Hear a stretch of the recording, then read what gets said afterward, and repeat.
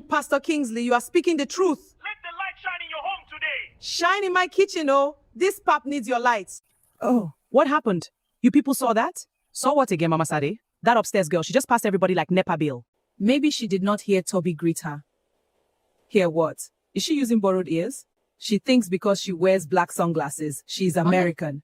Since this girl moved into this compound, has anybody seen her teeth? Morning, she will not greet. Afternoon, she will not greet. Evening, she will pass like government convoy. Maybe she's shy. My friend, drink water and keep quiet. That one is not shyness. That one is premium pride.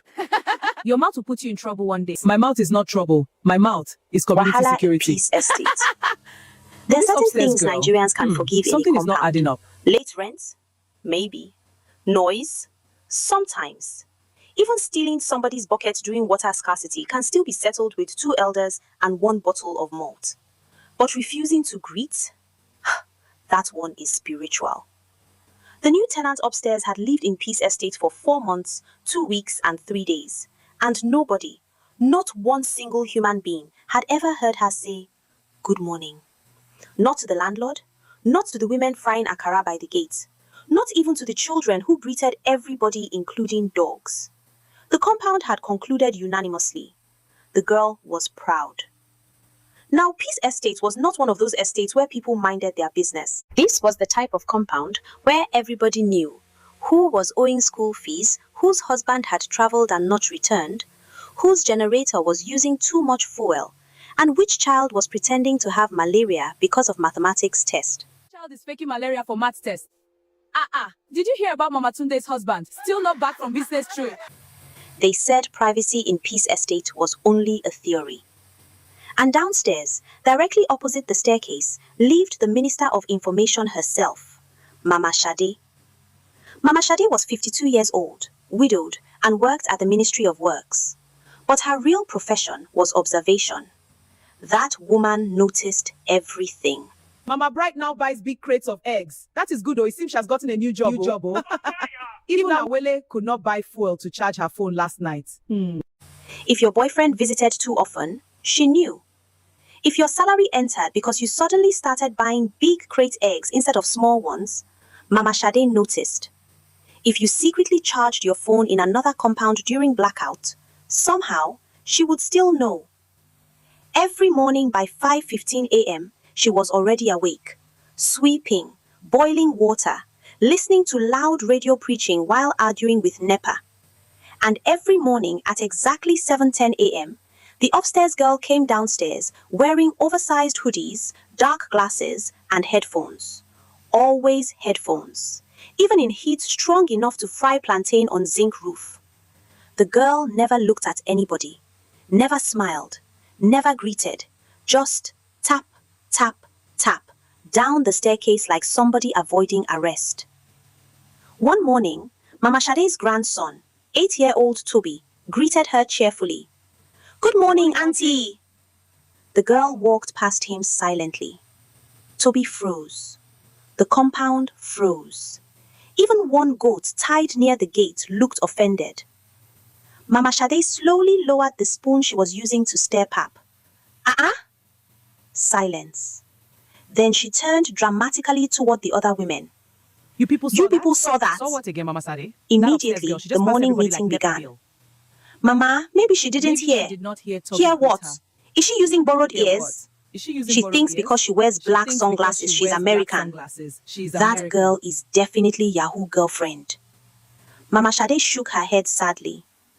These children of nowadays, no home training, only TikTok and lip gloss. The women murmured agreements like church congregation. Upstairs, the girl had already entered her black Honda Elantra and driven away quietly. That car annoyed the compound almost as much as her silence. Too clean, too shiny, always smelling like vanilla perfume.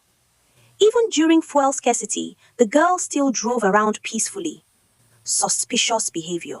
Her name was Amaka, 25 years old, pretty in a quiet way, the kind of beauty that looked expensive without trying too hard, which somehow annoyed people even more. Nobody knew exactly what she did for work. The compound children claimed she was a spy. One woman insisted she was into hookup. The landlord believed she was probably a drug dealer because too many dispatch riders visited her apartment. Every evening, packages, food deliveries, laptop stands, ring lights, headphones. One day, a rider brought 3 cartons of noodles. 3 full cartons. Mama Sade discussed it for almost 2 hours. What kind of human being eats this amount of noodles? Now, wow, I told you this girl is a Yahoo girl. She gave a mischievous smile. That evening, heavy rain started suddenly. The kind Lagos rain that sounds angry personally. NEPA took light immediately because NEPA also fears rain. The compound generator refused to start. Everybody came outside sweating and complaining. Children were shouting. Mosquitoes were campaigning for blood. Trust Nigerians, one man was already blaming governments loudly. Then suddenly, from upstairs, people heard crying. Not normal crying, not film crying. This was deep crying. The kind somebody does when they think nobody can hear them. The compound became quiet immediately. Mama Sade stopped fanning herself. Even the landlord paused his speech against NEPA. The crying continued briefly, then stopped suddenly. Nobody spoke about it directly afterward, but the next morning, everybody watched Amaka more carefully. She still wore headphones, still avoided eye contact, still moved quickly, but now something felt different. Less arrogance, more sadness. A few days later, Mama Sade accidentally met Amaka near the compound gate while returning from work. A keke speeding through dirty water splashed mud everywhere. Mama Sade almost slipped. Amaka reacted immediately and grabbed her arm before she fell. For the first time, the two women stood close enough to truly look at each other. Amaka looked startled, like somebody unused to touching people. Mama Sade adjusted herself awkwardly. "Thank you." Amaka nodded quietly, then softly replied, "You're welcome." Her speech sounded careful, measured, like somebody afraid of saying the wrong thing. Before Mama Sade could say anything else, Amaka had already walked away. That night, Mama Sade kept thinking about her. Something no longer balanced properly in the story they had created about the girl upstairs. Then one afternoon, Toby had a serious asthma attack downstairs. His inhaler had finished. His mother was stuck in traffic. Everybody panicked immediately. Then suddenly, Amaka appeared carrying a small medical kit. Calmly, she helped settle the boy's breathing until he stabilized. Everybody stared at her in surprise. "How did you know what to do?" Amaka hesitated. She could barely hear them, then quietly explained, "My younger brother had asthma." That was when Mama Sade finally noticed them properly. The tiny hearing aids behind her ears, almost hidden beneath her hair.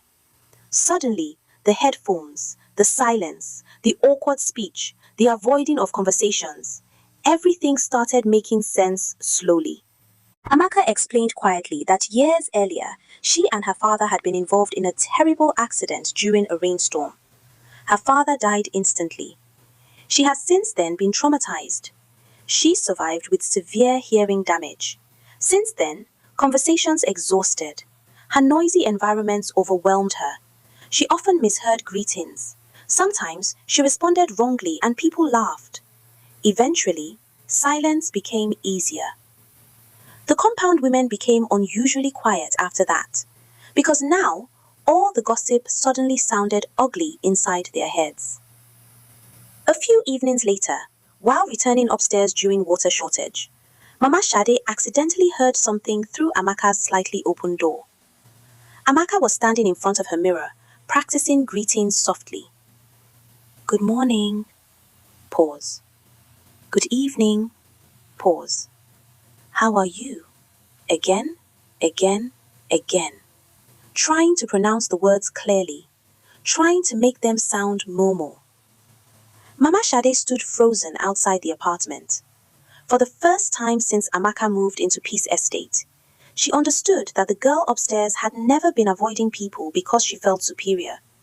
She had been avoiding embarrassment. The next morning, at exactly 7:10 a.m., Amaka came downstairs as usual. Headphones, dark glasses, quiet footsteps. But this time, Mama Sade was already downstairs pretending to arrange flower pots that had clearly died long ago. As Amaka passed nervously, Mama Sade lifted her hand awkwardly. Then slowly, using the little sign language she remembered from one deaf woman in church years ago, she signed, "Good morning." Amaka stopped immediately. For the first time since entering Peace Estate, the girl looked completely unguarded, like somebody forgot to wear armor. Then slowly, very softly, she replied, Good morning, Ma." And she smiled. Not fully, just small. But everybody nearby noticed it. By afternoon, the entire compound already knew, because information travels in Nigerian compounds faster than internet connection. After that day, things did not magically become perfect. People still gossiped. This was still Peace Estate. But the gossip changed shape. Now, instead of, "That proud girl upstairs," it became, "Life is deep, oh. Don't judge a book by its cover."